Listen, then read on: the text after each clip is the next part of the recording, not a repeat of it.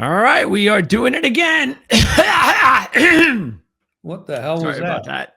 that. Well, it's I'm doing this every day, multiple times a day, and I know I was just talking to you. I had nothing wrong with my voice, and all of a sudden, Mhm. I put the thing Here's on, the and thing is, you're young and you eat all the time, so you should be strong. actually, I got to eat right after this. So, Okay. Sorry. uh, we have a Wednesday of college basketball, three more championship games to talk about, and I believe we have eight more conference tournaments underway. So let's get right to it. We're going to talk about the championship games first, and we're going to go in chronological. We're going to go as far as the order of time, because 5 o'clock is What was that word? actually Chronological? Is that what you something were like trying to that. say? Yeah, You need to get more sleep. yeah. The game in the championship game of the Southland actually starts at 5 o'clock Eastern, which is kind of weird, but hey, good for them. And that's McNeese State against Lamar. Big, And this is big the, of conference. course, where McNeese State is the heavy favorite. They are, and I'm taking Lamar. Yeah, Because, well, Lamar has covered both games this year against McNeese State. Even though McNeese State beat them twice, they only beat them by 2 and 11 points. So Lamar covered both games as 14 and 9-point dogs. They've covered 7 out of their last 8. Just beat Nichols in the semis by 3 as a 1-point favorite. Meanwhile, McNeese beat Northwestern State in the semis by 19 as a 15-point favorite. yesterday there were a couple games where the revenge, where Cincinnati just had lost to Oklahoma State, and they came back and whooped them. And then Gonzaga decided to play a full game, and they got their revenge against St. Mary's. St. Mary's, that one guy, one of their top 2 scorers, had like no points and 4 fouls in the second half. You can't win that way. No. So you like this? Is that why you think Lamar? They've been keeping it tight this season, and they're doing good against the spread lately, and it's a big number. Well, first of all, they've played competitively with them and with this team and other teams reasonably well, and now you're getting 13 and a half points. 13, yeah, it's a big number. Absolutely. I'll take a shot with this, and even if McNeese wins, you could easily get a backdoor cover. Sure. And then the second game is the Patriot game, and I already know that we're going to agree on this one. You let the cat out of the bag. Former Penn State coach Ed DeChillis has been at Navy for I can't believe he's been at Navy for like 13 years. But anyway, he's one game away from the tournament. And how about a patriotic Patriot championship game when you have Navy against American? You can't get a more patriotic Patriot championship game than that. Navy has beaten American 3 straight up and against the spread, including both times this season as dogs. And they won by a combined 31 points in those 2 games. And they're getting, what's the spread? What are you getting? 13, or no, 4.5. 4.5 in this one. And they've got this little guard by the name of Austin Benini, who is a free throw machine. This kid, in the 2 playoff games so far in the Patriot, has scored 54 points on 33 of 38 free throw attempts. Wow. And he's a little dude. He's a little point guard. He made 16 straight free throws in the final 5 minutes in their upset win on the road at number 1 seed Bucknell. They have now won 7 of 8. They're playing their best basketball of the year, obviously, because they're still 3 under 500 as a team. American, meanwhile, squeaked by Lafayette in the quarters by 2. They trailed by 11 at half, scored 48 in the second half to win the game by 2. Then they beat Colgate in the semis. They trailed by 3 at the half, and scored 46 in the second half to beat Colgate going away. But that spreads 4.5, like you said, and Navy seems to be the pick. That's a good pick there. I agree with you there. Well, let's hope we win that. We're going with the dogs. All right, next up, the Big Sky, and this is a late one. It won't be for Jim because this will go off at 8:30 Jim's time. Northern Colorado is a 2.5-point favorite, the 1 seed versus the 2 seed. And both these teams are very identical records and all of that. Montana's won 13 out of 14. They've covered, 10-2-2 in those games against the spread. Northern Colorado 8-1 straight up, 7-2 ATS last 9. They won both of their tourney games by a combined 51 points. Montana won both of their tourney games by 32 points. So these are clearly the two best teams in the Big Sky going at it, with Northern Colorado as the slight favorite. This is really difficult to analyze. I mean, it's a toss-up game. Yeah. You could say, well, 2.5 points is just, but I can go either way. I'm kind of looking at, let's see, the first time they played Northern, see, this was Montana. Well, the road team, Jim, again, can you believe, I don't remember this happening before, but again, the road team swept the season series. I know. We've been saying this like, what, 6 times we've said this, like in the past week. It's really nuts. What happened to it being tough to win on the road? What's the total in this? We're looking at 148 now. You know what? Both of the games, these two teams are identical. Yep. I mean, it's really impossible to figure them out as far as to win this. It's going to come down who makes the extra 3-point shot, who makes the free throws, who doesn't get fouled out. Like you said with St. Mary's guy with the 4 fouls. I'm going to play the game over. The other 2 games went over. It's loose. They're goosey. The thing is, I mean, these two teams they're actually pretty good at their own level. I mean, no, they're not Power 5 or anything, but I'm going to play the over just for fun because if you're a $500 bettor, this is probably a $200 play over. Both coaches, they've been there for a few years. Montana's coach has been there longer. He's been there for 10 years. He has a pretty good record because we know that Montana has been a very good Big Sky team, Big Sky program. Let's see. Northern Colorado has their top 7 players are upperclassmen. They lost to Colorado in overtime. That's their biggest game this year, really. Montana's got 6 players that average over 8 points a game. They all average between 8 and 13.5 points a game. Northern Colorado has a couple of big-time scorers. They got a 16-point scorer and a 17-point scorer, but they both went 15-3 in the Big Sky. You can't get any more identical than these two teams. Okay. Mirror image. Let's now talk about the conferences that are going to be getting underway, the tournaments. Okay. We talked a little bit about this yesterday. If you want to check out the Playbook Against the Spread podcast, you could check it out. This way, Andy get his take, Tony had his take. We all had our takes, but you get 2 more handicappers' opinions if you want to go through that. We went through a lot of these, starting with an alphabetical order, the American. And I'll pop up the odds here. I'd like to say something before we keep going. Mark Lawrence puts out a newsletter. I just read. I don't know how he does it. It's amazing. If you don't get it, you're crazy. It's unbelievable. Best in the business by far. Yeah, I'm gonna. We'll have a link in the description, so you can know how to purchase that newsletter. And by the way, he's going to come out with an even better one next week for the tournament, because next week we are not going to be able to see him on our Sunday Night Live bracket show because he will be immediately in his dungeon getting underway. And we're going to be lucky to get him out of there by Wednesday for our show. So hopefully he'll make it out. I think we're doing the show we're recording it, I believe, around 1:00 Eastern, 10:00 Vegas time on Wednesday. So hopefully we'll see him by then. But anyway, we'll have a link in the description. You can check out how to purchase that. Like Jim said, if you are really into this, then you have to have it. Okay.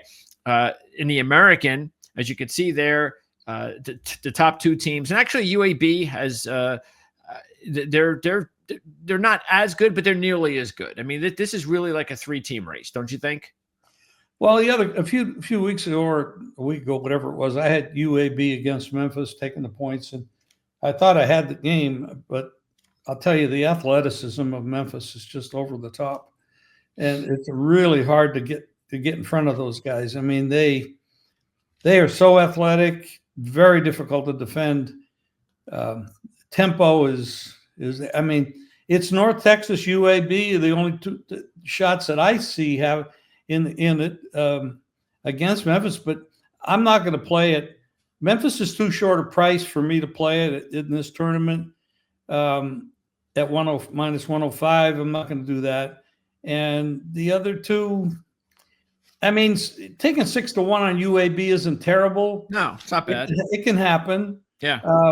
That would be the only thing I would do because even North Texas is too short a price. Yeah. So, agreed. If I'm going to do that short price, I'll just take Memphis. The only thing to consider, though, is that Memphis is in the tournament, but North Texas, they're on the bubble. So if they get to a championship game, one team so one team is playing for a lot more than the other team. So that could come into play. That is true. But Memphis, I mean, if they win, they do get better seeding, and that that's important too. Well, that's what happened with Omaha in the Summit, right? So I mean, look, it's not like they want to. You want to win. No, nobody's saying that. You get a championship. You'll forever be a champion of a conference. Regular season, postseason, all that stuff is good.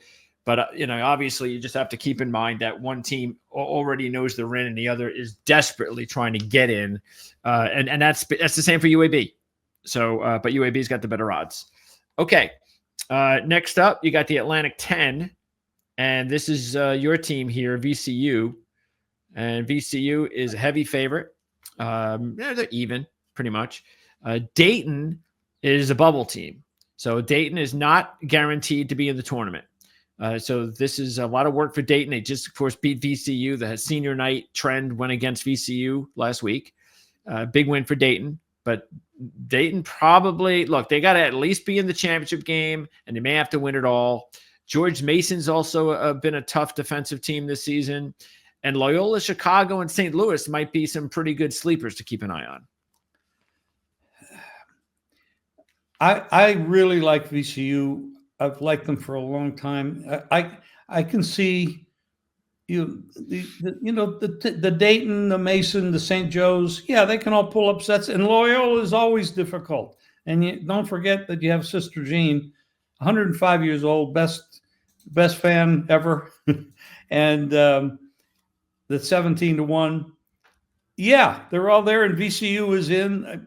There's no question in my mind. VCU is if they're not in, oh yeah, they're in. Yeah, I'm out. I mean, they got to be in. Oh, yeah, they're in again. So we have one of those things where these other teams have more motivation, no question. Who would I pick if I wasn't picking VCU? Well, again, I think St. Louis and Loyola. I think that's the way to go because you get the odds as big as that. I think I'd probably go with Loyola. But I can't look beyond Dayton and Mason. I mean, they both are excellent clubs, and this is a very difficult conference. I know we don't talk much about the Atlantic 10, but boy, I'll tell you, these teams can play. It's very difficult. Once you get beyond VCU, you could throw a blanket over those next 5 teams. Yeah, I'm seeing if I can check in because it's very important to find out who you're dealing with here as far as the bracket. So let's take a look here. Where is that? Why did that disappear? I didn't want that to disappear. Okay, here we go. So let's see. St. Louis would be playing Loyola Chicago. So if St. Louis wins their game, which they should. They would go to the next round, which is whatever round that is, the quarters, and they would face Loyola Chicago. So only one. But I mean, on one hand, you don't get both of them in the semis as a possibility. So you're only going to get one in the semis, but at least you're going to get one. And then the winner looks like they're going to play. What is this? Why is that blank like that? This is not done very well. Who's doing this? Somebody should be fired. Oh, let me see if I can. Oh, I got to move this up. Oh, that's VCU. Okay. So Loyola Chicago, St. Louis, if they, when they face each other in the quarters, they would have to beat VCU in the semis. Meanwhile, George Mason they're in the same bracket as Dayton. So they wouldn't face each other till the semis as well. So there you go. And look, I'm not saying it. I mean, look, you're going to have to beat VCU anyway, whether or not you play them in the semis or the championship. So it is what it is. So that's the bracket for the Atlantic 10. Okay. Big East. And in the Big East, I mean, really only talking about about 5 teams, but it can go either way, 4 or 5 teams. Obviously, you have St. John's, and then there's UConn, Creighton, Marquette, and Xavier. Well, St. John's, Patino doesn't seem to have a stop button or a slow down button, or just the way he played the other day in a game where all the motivation was on the other side, and they won in overtime. Creighton's good, UConn's good. I mean, to me, I can't go away from looking at Creighton at 4-1 as having a possibility here because of who they are and what they've done. And I keep talking about it too. You give me that experienced coach is also, you can say you got experienced coach Marquette too. I mean, you got. Oh yeah, they're all good coaches, all of them. Good coaches, but UConn coming off, they're like Kansas City Chiefs, so they're going for a 3-peat. It's not going to happen, but no. Let's see, UConn. They would face Game 3 winner, so they're going to face Villanova more than likely. UConn in the quarters. That's beatable.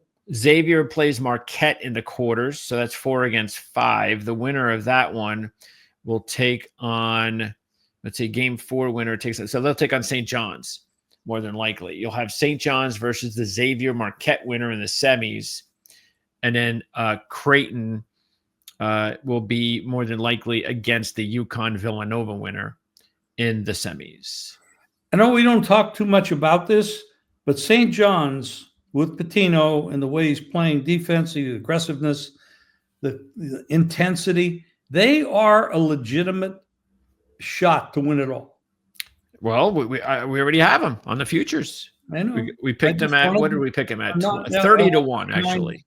I mean, they are legitimate. They can play. See, that's why everybody's on the SEC this year, and deservedly so. I'm sorry? Everybody's on the SEC this year, and deservedly so. But the fact is that all you have to think about is if an SEC team, say, does not win it, and Duke doesn't win it, and again, I think Duke is a little overrated. I think we both do because of how bad the ACC is this year, that any of these teams can win it. St. John's, Michigan State, any of these types of teams. So I'm going to be very interested to find out when we get into the tournament, when, say, Michigan State, St. John's, and such play these SEC teams. I want to see those matchups. I want to see how good can they match up with these SEC teams. All right. So Xavier, of course, is for me the clear sleeper pick here at 8-1. They're going to have a tough road. That's the only thing. They got to get by Marquette and then St. John's before they even get to the Big East final. But you are getting 8-1, and they're a bubble team. So we've got 4 teams in the tournament, the top 4, and then Xavier is the lone bubble team. So that's the team that is. By the way, they're getting 2 tomorrow as a dogs. Obviously, I like Xavier tomorrow against Marquette in that game, since Marquette's in and Xavier's not.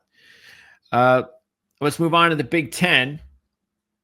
And speaking of Michigan State, and they, of course, are the favorites to win the Big Ten, wherever this is. Meanwhile, Maryland is the second choice, not that far off. I'm a big fan of first of all, Michigan State. What a great job Izzo's done there. I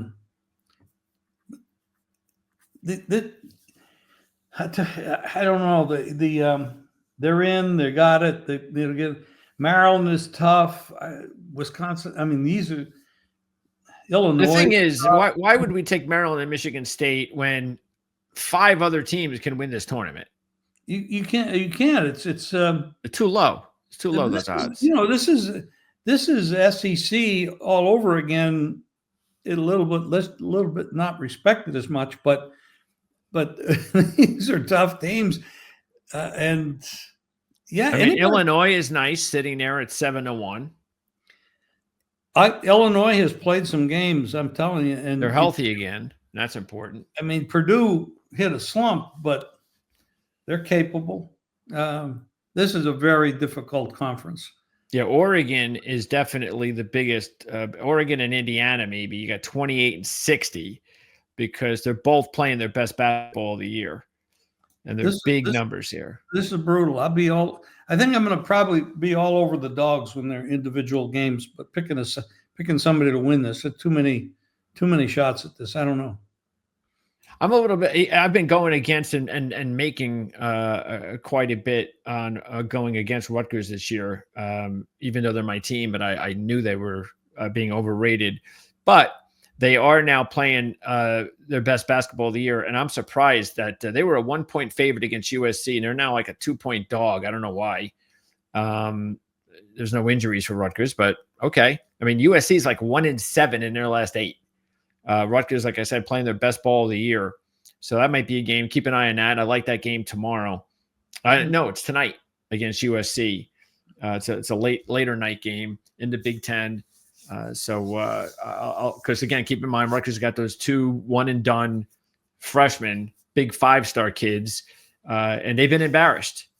You know, there's if they want to show something, you know, to if they have any pride in themselves, of course, they'll come out to play big time, and that's why I think they're a solid play against USC. All right, let's go to the Big West, and this is about 2 teams. And definitely. And it'll be interesting to find out how they do in the tournament, San Diego and Irvine, because these are good Big West teams for a change. We haven't had a couple of teams that have been this capable of maybe being you'll see when the bracket shows are around, they'll point to them as maybe a bracket buster team, and they'll be deserved. But you can't really do this one because it's going to be one of these 2 teams. It's kind of a toss-up between those 2. I'm not involved with this conference. But those 2, like I agree, it's a 2-team race right there. Next up, we have the MEAC, which is also a 2-team race. You have, what was it? South Carolina State and Norfolk State. Those are the 2 top teams in the MEAC. Not a very good conference. One conference that we'll probably more than likely see in the first 4. So there you go. Norfolk State, South Carolina State. Those are the 2 teams. Ironically, both the same price. Yep. And then in the Mountain West, it's wide open. It should be a very fun, competitive Mountain West tournament. I think it would be nice for the Mountain West to actually show up and do some good in the tournament. Because especially San Diego State is like the only team that seems to do anything when they get into the tournament. And ironically, they're the team that is in the biggest bubble trouble. But they're getting 7-1 here, which one of these teams had to be a bargain because they're all very competitive. So San Diego State being the fact that the top bubble team might not be a bad play. But, I mean, San Diego State's playing Boise, and that's a bubble game. You know, it's quite possible the loser might be out. It's possible. I think all 5 of these teams should be in, but I don't think they're going to get 5. You get 5 in from the Mountain West would be difficult. Colorado State's I think is a legitimate sleeper. Yeah, it's hot. I mean, look at them. They're the 3rd choice, almost the 2nd choice, and they're on the outs right now. They're bubble outs. So that shows you how hot they've been. I think they're very dangerous. I mean, but like I said, 5 teams are like a blanket. Throw a blanket over them. Yeah. You know, we didn't get to talk much about New Mexico this year because they're always such. They just, you know, they were never competitive with anybody. They just kill everyone. But they're good, and this is it. This league plays good basketball, but fundamentally they lack something and they get into the tournament, they're going to have to show up. I mean, we had a good run a couple of years ago at San Diego State. They made a very deep run. Yeah, I think it's probably just overall talent. I mean, well, yeah, it is. 5-star, 4-star type talent that you're going to get when you go into the tournament. Because usually they're decently seeded. But when they match up with like other teams that are in the same seeding bracket in other, say, bigger conferences, they're just they're deeper. They've got more NBA potential, players, and even though I rag on the NBA, I mean it is a beatable league. We're doing well in it, handicapping, but they're the best athletes in the world. I mean, if they do, they're just incredible. The NBA is loaded, and if you've got a bunch of NBA players on your team and you get a team that's good players against them, it's really hard to stop them. And keep in mind, New Mexico beat UCLA and VCU this year. But, again, they're in.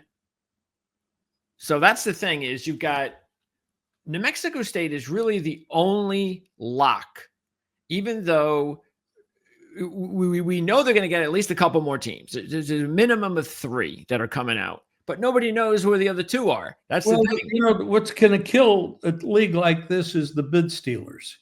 That's where these guys get hurt. You get those where you get a conference where there's only one team going, and then somebody steals the bid, so you end up with 2. They steal a bid, one of these guys goes out. So that's what happens. Okay, so that's with the Mountain West. Let's now take a look at the SEC. Of course, the SEC is the King Conference in college basketball this year. Auburn naturally is the favorite. And when we take a look at the odds, we'll pop up here now. You've got actually 4 or 5 teams. 4 teams, pretty low numbers: Auburn, Florida, Alabama, and Tennessee. The bargains, you got to choose between Kentucky, Texas A&M, Missouri. Ole Miss is a big one at 65. And then we have these other ones down here, and all these teams are fighting. They're on the bubble. Georgia's on the bubble. Arkansas is on the bubble. Texas is on the outs. They need at least 2 wins. Oklahoma's on the bubble. Vandy's in, but they better not lose to Texas and go on a 3-game losing streak to end the season. So what do you think about the SEC? Well, nobody can argue with Auburn being – people are, the number 1 team in the country. They've done great coach. I'm not a big fan of Tennessee because their coach has really failed. Yeah, I agree. Many times down the stretch. He's a good coach. He's a very good coach, but he just doesn't perform at the level when it gets there. Alabama. By the way, the other night in a game, I forget who they were playing. So it was one of their last games. They were down by 2 points, I think. And they had the ball 13 seconds to go or something. So the player dribbles the ball up the court and basically waits to wait, actually maybe it's 10 seconds, because he comes up to the court, and with 3 seconds to go, 3 seconds, mind you, the coach decides to call a timeout. 3 seconds. First of all, why didn't you have? Because this was off of a stoppage of play, meaning he could have called timeout with 10 seconds to go. He waits until they move the ball up the court, and there's 3 seconds left to call timeout. Now you got to inbounds the ball, and you got to get some player to basically just chuck some ball. I mean, that's the coach. That's him. Well, he's had a history of that. No, I'm not a big fan of his. Alabama is, top scoring. I mean, they can score points, and it's going to come down to can they play defense at the end, and because a lot of these games are going to be close. I really like Florida, but I'm not taking that price. No, it's too cheap. This is a brutal, and everybody knows it. This is a brutal conference. These teams. Anybody can come out of here. Auburn, we know's in. We know a lot of these guys are already in. Oh, yeah. Yeah. So all of these teams here are in. Even Mississippi State's in. You take a Texas A&M, who's that physical brand, and they get going. I mean, you're getting 25-1. There's so many. Missouri has had somebody gets hot for 3-4 games that can do a lot of damage. It's brutal to bet this conference. Well, who would you take? It's going to be great basketball, and I will tell you this: it's going to be great in-game betting in stuff like this, because where we've been dealing with the lower end college basketball conferences so far, and to me they're harder to pick because they're inconsistent. Mm-hmm. When you're dealing with this quality, and so many of these are quality teams and players, coaches, you're going to get more consistency, and it's going to be great basketball to watch. Why do you think in-game betting? Well, because you're seeing what's going on. You're seeing the style of play. You're seeing who's having a mismatch, who can't guard somebody. Are they playing zone and the other team's killing the zone, but they're not necessarily a man team? I mean, you can do all that, and the coaches have the ability and the foresight and the experience to make changes. So what coach can make the great adjustments? That's where it comes down to. Now, you don't get that with inexperienced coaches much. And also, sometimes the teams you're talking about, they don't have enough repertoire with the players to do other things. They're good at one thing. They're good at two, but they can't adjust. A good man team can't always adjust to being a good zone team. The better teams can do that. When the back door is open, the coach can take advantage of that.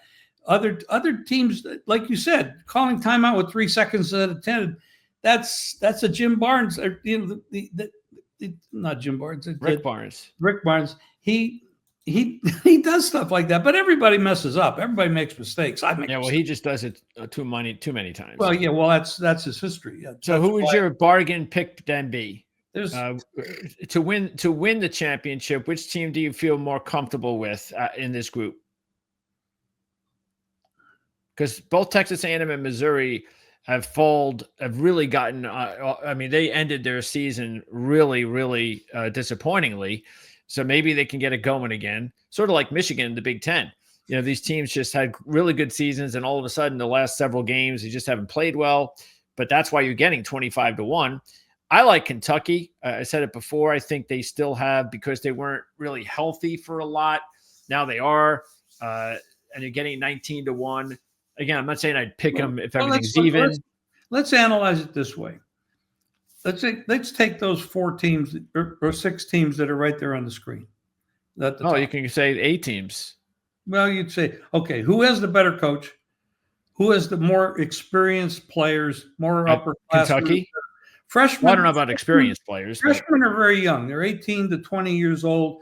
They're still. Well, we're not going to get into all that. So, when you get into that, questions. That's how you make your choices. No, I'm just saying, because then we'll be here for like 20 minutes. Okay, I can't answer that question. Then you can't ask me a question that I can answer with a short answer.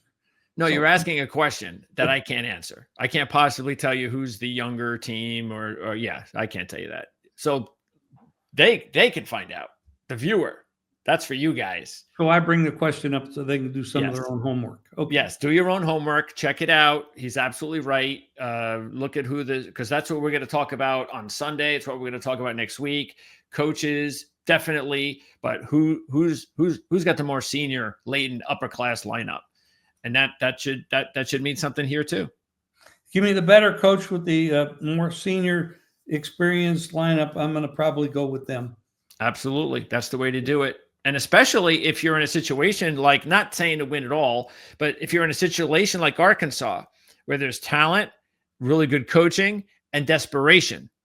Same thing, Georgia's desperate and they're playing great ball. I mean, the Georgia-Oklahoma game is going to be really good because both teams are playing really excellent ball over the last 5 games of the season, and it's a bubble game. It's like the loser may not make the tournament, and the winner probably will. So that's a huge game. Andy pointed out how much he liked Vanderbilt over Texas because the positives for Vanderbilt, the negatives for Texas. I agree with him on that, and a lot of other people do as well. Andy's a good capper, so you want to check that out. Absolutely. Yeah, they're only, I think, about a 2-point favorite, something like that, 2.5. Well, you don't. If you're smart, you just bet the money line because these things are. Yep. You're going to win or you're going to lose, but I don't want to lose. I don't want to win by one, like Arkansas did when they won by one. Again, the last time Arkansas played South Carolina, they got destroyed. Yep. Well, that was really an outlier because that wasn't nobody could. Some people did predict that, and I never understood that. There was a big move on South Carolina in that game. I didn't understand it, but they knew something. So Arkansas has got real revenge, and it's current revenge. And last night, the current revenge worked very well. And I didn't have a great night, but Cincinnati beats Oklahoma State. Then they just lost the day before, and then Gonzaga actually played a full game and got their double revenge back against St. Mary's, and et cetera, et cetera. But you got to look at all that. But all these teams can step up for one game or 4 games or 3 games, to win the tournament. And then you get a team like Auburn. They know they're in. Maybe they slack off. They win the regular season. Maybe they slack off. Well, that's the thing, though, is that the only teams that are on the bubble that can't really win the tournament. I mean, Georgia, Arkansas. I mean, they could, but it would be. That's why they're getting 100-1 and 150-1. Even though I'm telling you right now, at 100-1, 150-1, some of these teams with these big numbers, why not just throw a couple bucks on them because they're there to be the motivated teams, and they're talented teams. They're good teams. They can win 2 or 3 of these games in a row against these quality teams. Oh, hell yeah. Of course they can. I mean, Georgia just beat Vanderbilt, Texas, and Florida. Oklahoma just beat Texas, Missouri, and Mississippi State. So they can do it. So why not? I think that would be that's probably that's not a bad idea. But I'd probably go with Kentucky based on the odds. I'll take Kentucky. Well, my favorite team in here to upset everybody is Florida, but I don't like. No, not upset everybody. I'm not gonna bet it because wrong word. It's just not enough. It's not enough value. They're not even a value team in the championship anymore. If I was getting 4 or 5 to 1 with them, I would bet it, but not at that price. Yeah, they're 7-1 in the national championship. Those days are over. Those bargain numbers are over for them. So I think we got them at 17, maybe. I think so. Yeah. Anyway, that's it. That's going to wrap it up. So tomorrow there is only one wait for me. It's conference that's starting, and that is the MAC. That is the only conference that is yet to get underway. That is tomorrow. And then the championship game. Actually, let me see if there are any championship games tomorrow. There may not be. I'm not sure if we have to do a show tomorrow. Let's see. Tomorrow, no, there's not. So Jim can come on and maybe do a MAC short if he likes. Give his pick for the MAC on tomorrow. Other than that, there's no championship games until Saturday. So the MAC begins on Thursday. It's the final conference to begin the tournament. And then the next championship nights days won't be until Saturday. That's when we have major championship action between Saturday and Sunday. So, Jim, we'll look forward to getting your take tomorrow on the MAC. Another tough one to call. And you and I will probably see each other again, not until Sunday when we find out what the brackets look like. Yeah. Actually, we may be back on Saturday. You and I might do a show on Saturday and Sunday morning. So I shouldn't say that because there's a lot of championship games for us to predict. I don't see how we can go that long without. Yeah. We probably won't see each other the next couple of days, but if I'm missing something, then I'm missing something. But that's why you want to subscribe to the channel. This way you don't miss anything because we have no idea whenever we're going to be on the air. But we're still going to have tons of college basketball content. Also, keep an eye on our NASCAR content coming out later today. CJ and I are going to preview the event in Las Vegas later. And then our horse racing show is going to be later today as well. Actually, we went 3 for 3 last week on our horse racing show. So we're going to try to do the same this week when we talk about another Kentucky Derby prep race at Colonial Downs a little bit later on here on Proline TV. So for Jim Feist, from Greg DePalma, thanks for tuning in. And once again, we'll see you real shortly here talking college hoops on Proline TV. Okay.